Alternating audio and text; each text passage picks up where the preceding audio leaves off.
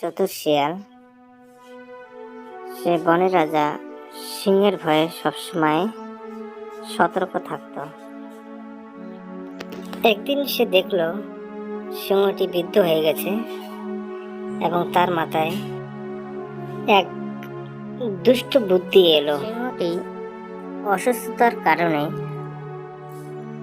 শিকার করতে পারছিল না, তাই সে ঘোষণা করলো, আমি এই বনের কোনো প্রাণীর ক্ষতি করব না, শুধু আমার সাথে এসে একবার করে দেখা করে যেতে হবে সকল প্রাণীদের। অনেক প্রাণী সিংহের কথায় বিশ্বাস করে তার গুহায় গেল, কিন্তু সেখান থেকে কেউ আর ফিরে এলো না।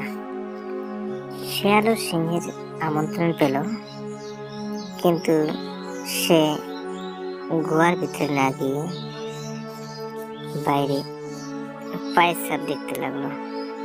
শিয়াল খেয়াল করলো সব প্রাণীর পায়ের ছাপ গুহার ভিতরের দিকে গেছে, কিন্তু বাইরে আসার কোনো চিহ্ন নেই।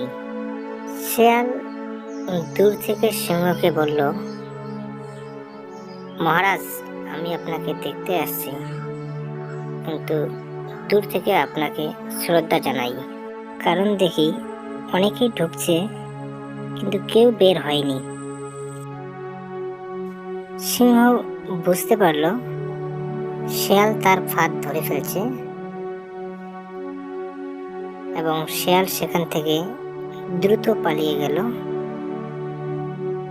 বনের অন্য প্রাণীদের সে সতর্ক করল।